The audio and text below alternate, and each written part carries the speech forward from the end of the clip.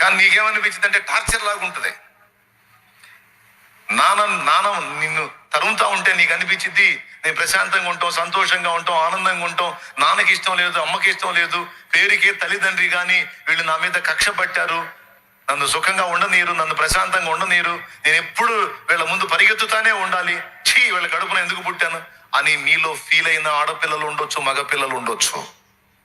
కానీ నేను చెప్తున్నాను, జన్మనిచ్చిన ఏ తల్లిదండ్రికి కూడా మంచి హృదయం కలిగినటువంటి వాళ్ళు 80, 90, 98% ఉంటారు. ఏ 2% దుర్మార్గులు ఉంటారు.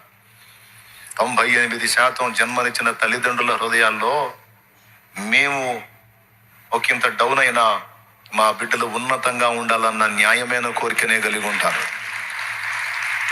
నాకంటే నా బిడ్డ బాగుండాలి, నాకంటే నా బిడ్డ ఉన్నతంగా ఉండాలి, నాకంటే నా కూతురు ఉత్తమంగా ఉండాలి, నాకంటే నా కొడుకు ఉత్తమంగా ఉండాలి అని తండ్రి హృదయం, తల్లి హృదయం ఘోషిస్తుంది.